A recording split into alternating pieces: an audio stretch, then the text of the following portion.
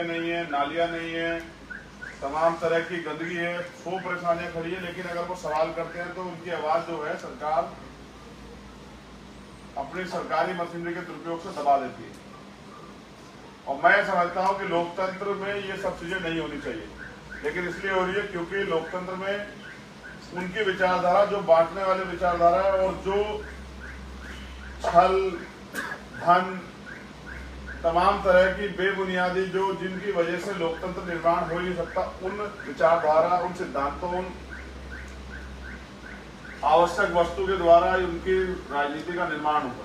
मैं एक सवाल आप सबसे करता हूं, कैडर में हम लोग ये समझाते भी हैं, सोचिए जिनके पास कम वोट है उनको राजनीतिक महत्वाकांक्षा पूरी करने के लिए, राजनीतिक शक्ति प्राप्त करने के लिए इस लोकतंत्र में जहां वोट से हम लोग तय करते हैं कि विधायक कौन बनेगा, एमपी कौन बनेगा, वहां कमजोर वर्ग के लोगों को, जिनके पास ज्यादा वोट है और जिनके पास कम वोट है, उन लोगों को सत्ता में बने रहने के लिए कोई तो षड्यंत्र साजिश करनी पड़ती होगी ना।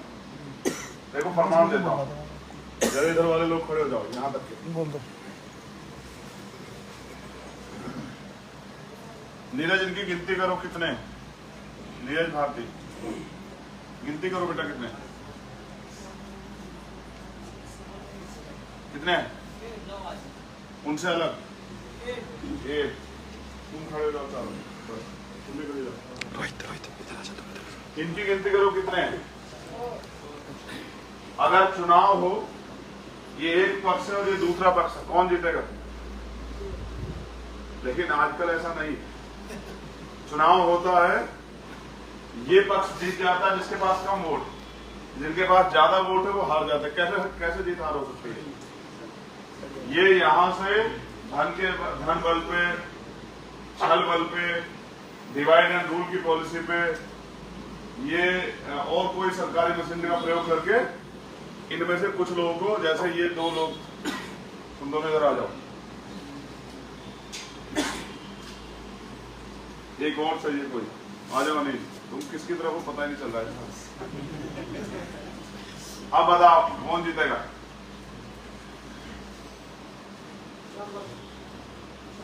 लोकतंत्र इसी पे आधारित है, किस पे? संख्या बल पे। लेकिन ये कम संख्या वाले लोग जीत जाते हैं और ज्यादा संख्या वाले लोग हाथ पे हाथ धरे खड़े रह जाते हैं। फिर वो कम संख्या वाले लोग अपनी विचारधारा को पालन पोषण करते हैं, अपने हिसाब से चलाते हैं। और जिनके पास वोट का अधिकार बहुसंख्यक रूप से, जिनकी आबादी ज्यादा थी, वो फिर 5 साल सड़कों पे इनके आगे हाथ फैलाते हैं कि हमें कुछ मिल जाए, जबकि हम अपने दम पे बना सकते हैं।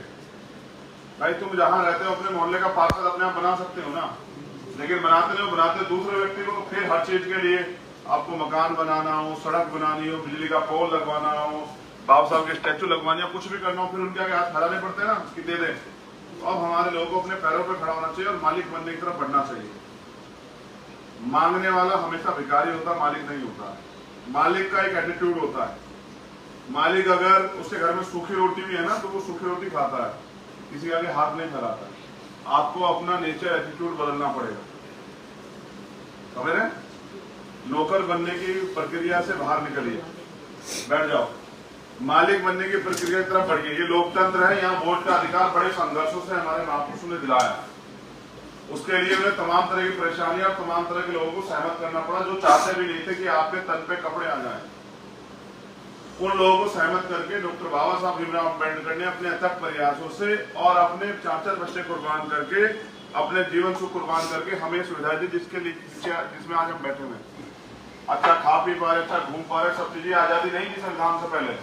लेकिन जिस तरह का आज का वर्तमान का माहौल है, उसमें जो लोग सत्ता में काबिज है, वो चाहते हैं कि संविधान खत्म हो जाए।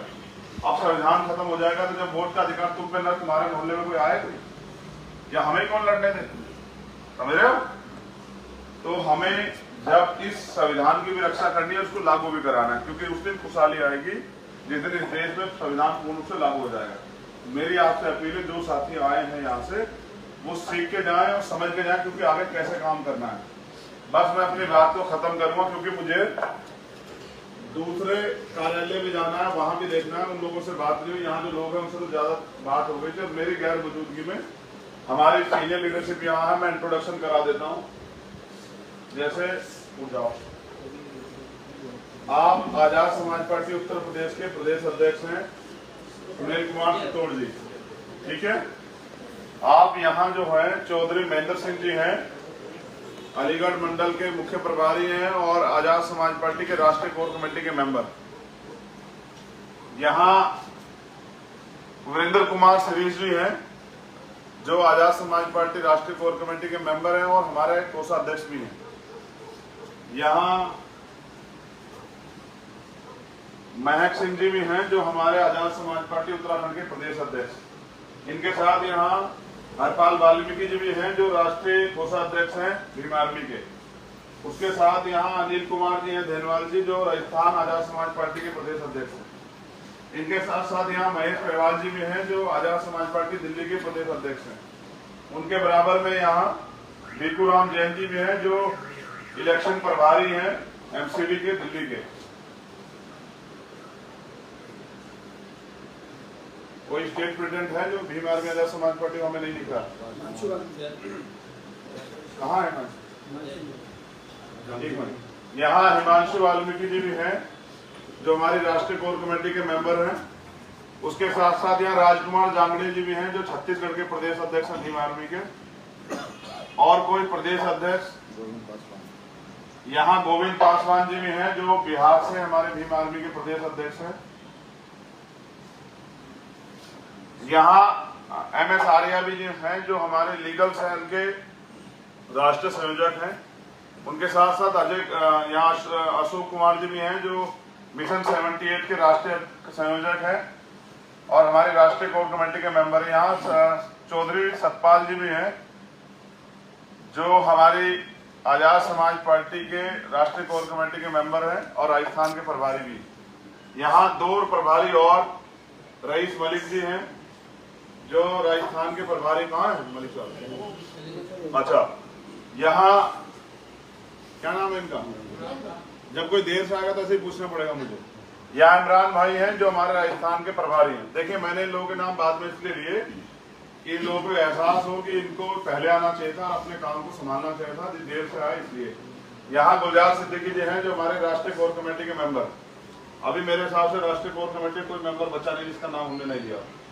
और यहाँ हमारे राष्ट्रीय अध्यक्ष हैं, हम सबके नेता भीम आर्मी के राष्ट्रीय अध्यक्ष हमारे नेता श्रीमान विनय तंत्र सिंह जी। और मैं अपील करूंगा कि मेरे जाने के बाद प्रदेश अध्यक्ष जी इस टीम को कैटराइज करेंगे, साथ साथ आपको भी कैटराइज करेंगे। आप सब लोग बैठ के ध्यान से सुने, क्योंकि जब आप सुनेंगे सीखेंगे तभी आप तैयार होंगे और भविष्य में आप दूसरे लोगों को सिखा पाएंगे। नहीं इसका नहीं बताता, ये अपने आप बताएगा, अपने पहचान खुद बनाएगा सब लोगों के सामने मेहनत से।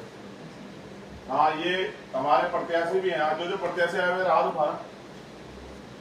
उत्तर प्रदेश उत्तराखंड के से भी कोई जो प्रत्याशी, एक तो ये है मेरे, अच्छा अली शेर जी भी हैं, जोनी बॉल भी थे। और आया कोई भूपेंद्र बाबर जी भी। चलो अभी जो यहाँ हैं उनमें से ये हमारे प्रत्याशी हैं कलियर सुना आप लोगों ने नाम? कलियर शरीफ उत्तराखंड में है, हरिद्वार जिले में। ये वहां से हमारे प्रत्याशी हैं और हमें पूरा भरोसा है कि प्रत्याशी रहेंगे इस बार विधायक बन जाएंगे। हमें भरोसा है। आजाद समाज पार्टी, अब मैं ये नहीं कहूंगा कि पहला वहां जीतेंगे, यहाँ सब जीत सकती है। तो आजाद समाज पार्टी पहली बार रिजल्ट देगी और रिजल्ट में ये हमारे विधायक होंगे। उत्तराखंड से हमें पूरा भरोसा है, इनकी मेहनत पे, इन्होंने बहुत मेहनत की। आज का नाम है अब्दुल वाहिद और पूरा प्रधान। सीट ये भी जीत रहे हम लोग। कौन सी? मैं अपने वो कहा पे घोषणा कर दूसरी बात, अगर मैंने घोषणा कर दी ना तो ये काम करना बंद कर देंगे। मैं आपसे एक अपील करता हूँ, देखो मेरी बात सुनो, ये लोकतंत्र नहीं, ये राजतंत्र है। हमें एहसास हुआ चुनाव लड़ने के बाद, हमने 1-1 रुपया लोगों से मांगा लड़ने के लिए, क्योंकि ये बहुत महंगा है। यहाँ गरीब का बेटा सर्वाइव नहीं कर सकता है। गरीब का बेटा जब झंडा उठाएगा और तमाशा देखेगा बाहर खड़ा होगा, ये हमारी समझ में आ गया। इसको सस्ता करना पड़ेगा, इसलिए हमें अपने आंदोलन को गांव-गांव तक पहुंचा के समाज को तैयार करना पड़ेगा, वरना फिर कोई अमीर आके लड़ेगा ना, तो जब अमीर ही लड़ेगा तो फिर गरीब नहीं आगे बढ़ पाएंगे। और जब गरीब नहीं खड़ा होगा ना तो वो गरीबों की समस्या को जिसको बहुत बेहतर तरीके से समझता है उस पर वो काम नहीं कर पाएगा। तो मेरी आपसे अपील है, आप सुने समझें और उस पर काम करें। और बहुत इंपॉर्टेंट। जैसे हमारे उनसे पहले, आपसे पहले ना हमारे जनप्रतिनिधि और भी, जैसे ये प्रशांत है, सबसे कम उम्र के जिला पंचायत सदस्य है बिजनौर से हमारे। एक वो वहां खड़े हैं इधर काली शर्ट पहन के, जयवीर, ये हमारे मुजफ्फरनगर से जिला पंचायत सदस्य हैं। क्या नाम है इनका? अरे उनका क्या नाम है? अमरकांत मलिक। हाँ, अमरकांत है इनका नाम, अमरकांत। अच्छा, हमारे राजस्थान से भी एक जो है जनप्रतिनिधि है मुकेश चोपड़ा जी। एक और एक इस तरह करते करते एक समय आएगा पूरे देश में हमारे जनप्रतिनिधि होंगे, और इस देश में कई स्टेट में और फिर सेंटर में भी हमारी सरकार होगी। जब हमारी सरकार होगी तो हम सरकार के जरिए शोषित और जो वंचित वर्ग के लोग हैं उनकी तरक्की के लिए जो भी रास्ते खुल सकते हैं उनको हम अपने भाइयों के सहयोग से खोलेंगे, कानून बना के उनको शक्ति देंगे। एक चीज जान लो, फील्ड में आप जाओगे ना, जो नए लोग हैं, कुछ नए लोग भी यहाँ हैं। देखो, हम यहाँ प्रत्याशी हैं, हमारे जिंदाबाद के नारे यहाँ की पब्लिक नहीं सुनने के लिए बैठी हुई।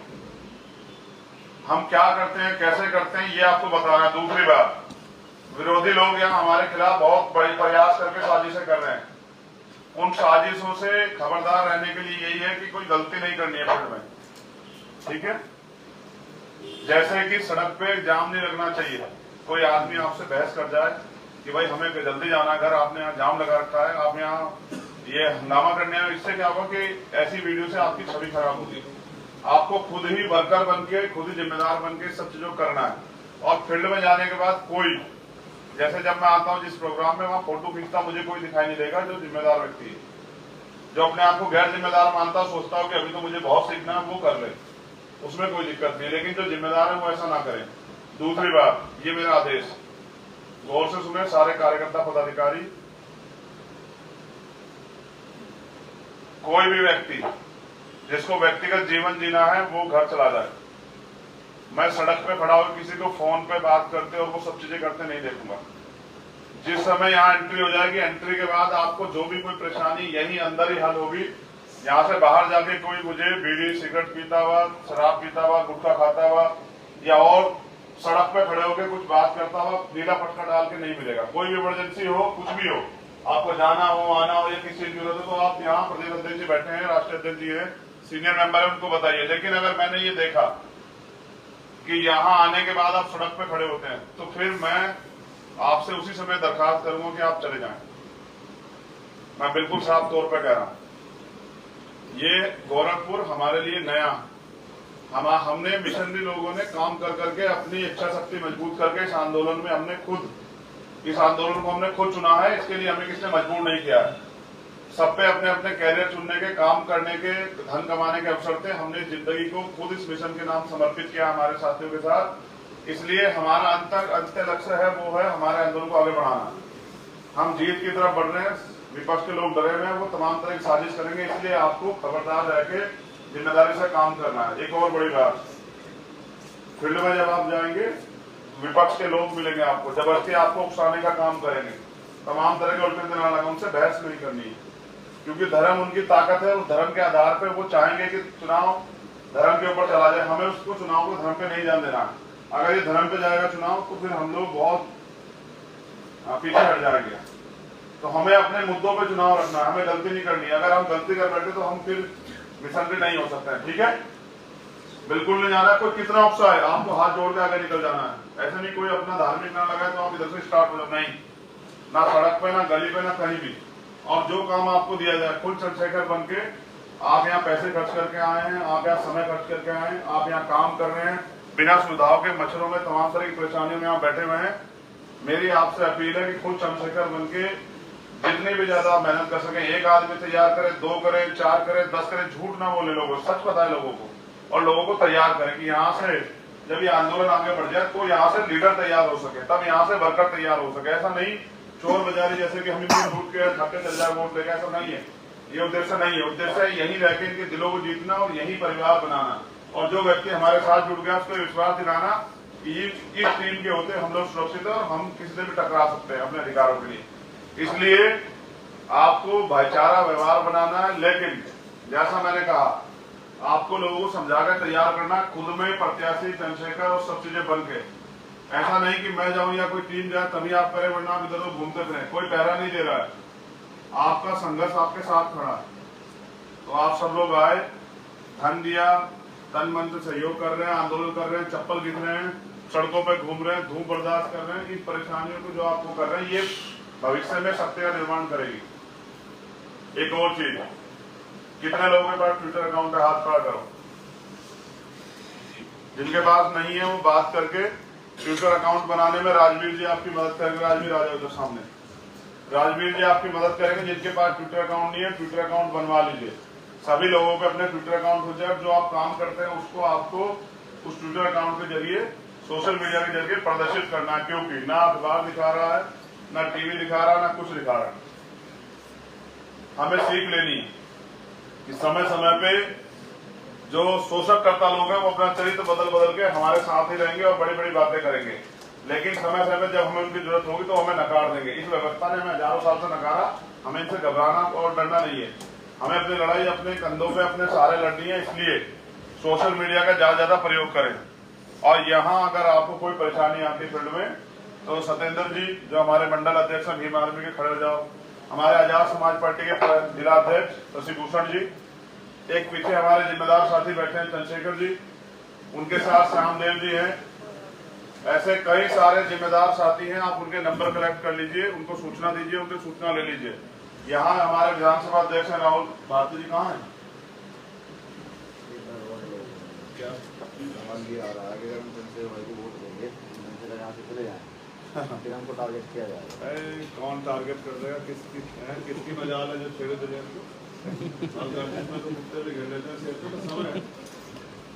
गोरखपुर नहीं छोड़ रहे हैं सर। गोरखपुर में प्यार बांटने, गोरखपुर का विश्वास कैसे आया पता तुम लोगों को? एक आदमी अपने आप को तानाशाह समझ बैठा। उसको लगता है कि सब कीड़े मकोड़े। उसको ये नहीं पता कि बाबा साहब अम्बेडकर के बच्चे बहुत बलवान हैं और वो दो तरफा दोनों, वो कहते हैं ना, एक हमारे यहाँ वो है, बैठ जाए सब लोग। वो एक गाना बनाया था हमारे साथियों ने, पंजाब वालों ने, इतना तेज दिमाग है दोनों तरफ का धार, खबरदार खबरदार रावण है पहरेदार। समझते हैं? तो ये बात वो भी जानते हैं। उनको करने दीजिए सर, उनको जो झूठ फैला दीजिए। हम ये जानते हैं सत्य कभी हारा नहीं है। सत्य परेशान हो सकता है, पराजित नहीं हो सकता। मैं एक घटना आज आपको मैं यहाँ की बता देता हूँ। यहाँ चोरा चोरी पड़ता है। कितनी दूर है भाई यहाँ की? बताओ टीम यहाँ की कितनी दूर है? उस चोरा चोरी का इतिहास जानते हैं हम? कितने लोग जानते हैं? हाँ, वो चोरा चोरी जो जगह है ना, वहाँ चोरा चोरी कांड हुआ था, जिसकी वजह से गांधी जी ने असहयोग आंदोलन वापस ले लिया था। लेकिन तो एक चीज पता है आपको चोरा चोरा उसकी घटना की? वो पहली घटना थी जिसमें फांसी हुई थी 19 लोगों को। लगभग 150 करीब लोगों को सरकार ने मार्शल लॉ लगा के फांसी की सजा कर दी थी। फिर एक आयोग बना, उसमें जांच हुई तमाम तरह की, तो फिर 19 लोगों को डेथ वारंट जारी हुए। और गजब की बात ये देखिए ना, वो शेड्यूल कास्ट की जाति के लोग कहते हैं आंदोलन में हमारा कोई हिस्सा नहीं, देश की आजादी में बहुत कुर्बानियां दी है सर। इस देश में व्यवस्था उसने नकार दिया है। रमापति चमार थे जो उस आंदोलन के नायक थे, जो जेल गए थे, जो जिनको फांसी हुई थी सबसे पहले। समझे? 19 लोगों को एक बार में। ठीक है, अब इतिहास चाहे मंगल पांडे पढ़ाता रहे या कोई सा पढ़ाता रहे सर, क्या करें सर? कलम उनके हाथ में, कुछ ही लिखते सर। समझ रहे हैं? मैं तो सिर्फ आपको बता रहा हूँ ये अद्भुत जगह है। मैं यहाँ जरूर जाऊंगा चोरा चोरी, क्योंकि वो क्रांतिकारियों की तपोस्थली है, वहाँ बलिदान हुआ है। और हुआ क्या था आपको पता है? उन्होंने एक चौकी को, पुलिस के थाने को आपके हवाले कर दिया, क्योंकि तब अंग्रेजों को लगता था कि यहाँ के लोग गुलाम है। ऐसे ही अंग्रेजों को लगता है यहाँ के लोग गुलाम है, यही करेंगे इलाज। जब ऐसा इलाज करेंगे, पीढ़िया याद रखी, कोई तानाशाही करने से पहले 1000 करेंगे संवैधानिक तौर पर। गुरु गोविंद सिंह जी कहे हैं कि राज शस्त्र के अधीन होता है। मैं 4 दिन से लगातार बता रहा हूँ, राज शस्त्र के अधीन होता है। लेकिन ये बात उन्होंने तब कही जब इस देश में राजतंत्र था और युद्ध होकर राज मिलता था, तलवारें चलती थी। अब लोकतंत्र है, अब आपके पास शस्त्र है। उसका नाम क्या है? वोट। नहीं सर, वोट है सर उसका नाम। इस शस्त्र के जरिए आप राज प्राप्त कर सकते हैं। संविधान तो हमारा जीवन, ठीक है। लेकिन उन्होंने एक बात और कही जो मैं अब तक आपको मैंने नहीं बताई, एक दो लोगों को बताई। कहिए कोई किसी को राज न दियो, कोई किसी को ताज न दियो, जो लियो निज बल लियो। हिंदी में बताया, समझ आया? गुरु गोविंद सिंह जी कहे कोई किसी को राज नहीं देता है, ना ही कोई किसी को ताज पहनाता है। जो राज लेता है वो अपने दम पे लेता है, अपने बल पे लेता है। और बल, दम वो आंदोलन संघर्ष से आएगा। मैं जानता हूं कि दुनिया में भीम आर्मी के मुकाबला करने वाली टीम ना है, ना होगी और इस देश में अगर कोई देश के प्रति, कमजोर शोषित वर्ग के प्रति, देश में रहने वाली तमाम महिलाओं के प्रति, भारतीय संविधान के प्रति अगर कोई सबसे ज्यादा समर्पित है तो वो भीम आर्मी है, भीम आर्मी की टीम है। मैं उसका एक सिपाही होने के नाते, कार्यकर्ता होने के नाते आपसे अपील करता हूं कि ललकारो और मेहनत इतनी शालीनता से करो कि सफलता शोर मचा दे। जब रिजल्ट आए 10 तारीख को तो कई लोगों के जो है ना दिमाग खड़े हो जाए, पूरी दुनिया में पता लगे कि शोषित वर्ग के बेटे ने एक तानाशाह को सबक सिखा दिया, ठीक है। कोई आपको उठाएगा नहीं कल से, कोई आपसे नहीं कहेगा नहाओ दो तैयार हो काम पे चले जाओ। मेरा वादा है आपसे कल से। मैं देखना चाहता हूं कि मेरे दर्द का आपके ऊपर कितना असर है। आप अपने दम से जाएंगे, अपने दम से काम करेंगे, अपने दम से लोग तैयार करेंगे, रिजल्ट तैयार करेंगे, लोगों को तैयार करेंगे। जैसे ये टीम आई है ऐसी रोज टीम तैयार होगी, वो आएंगी, सीखेंगी और वो लग जाएंगी और कितनों को कत्ल करेंगे सर, वो कितनों पे गोली चलाएंगे। हमारे लहू की एक बूंद बहेगी तो 1000 चंद्रशेखर पैदा होंगे, 1000 योद्धा करेंगे। तो कुछ नहीं कर सकते सर, वो डरे हुए लोग हैं और उनकी सत्ता में याद रखें। 2 लोग अभी इंपोर्टेंट मुझे दिखे हैं, एक रामे प्रधान जी हमारे राष्ट्रीय कोर कमेटी के मेंबर और बिहार के प्रभारी, दूसरे मुन्नीलाल सिंधे जी जो हमारे उत्तराखंड के भीम आर्मी के प्रदेश अध्यक्ष हैं। उन दोनों को भी जय भीम। मैं आपसे जाना चाहता हूं लेकिन अनुशासन बनाइए सर। आपके अंदर अनुशासन की कमी दिख रही। मैं आता हूं, मुझे बात सुनने के लिए फोटो खींचने लग जाते हैं। मेरे तत्काल बाद प्रदेश अध्यक्ष जी आपको कैडराइज चीजें जो है आपके सामने रखेंगे और आपको बताएं कैसे काम करना है। और मुझे उम्मीद है कि आप उन्हें सुनेंगे और सुन के अपने जीवन में अमल करेंगे, क्योंकि लड़ाई चित्र की नहीं चरित्र की है। अगर बाबा साहब अम्बेडकर की फोटो घर में होने से या किसी और महापुरुष की फोटो घर में होने से हम लोग उनके जैसे बन जाते तो ये सदियों से चला आ रहा है। नहीं बने, 70 साल बीत गए, समझ रहे? बनेंगे कैसे? जब उनके विचारों पे चलेंगे तो हमें उनके विचार क्या है वो जानने पड़ेंगे ना सर। तो इसलिए आप सबके लिए बहुत बहुत मंगल कामना है।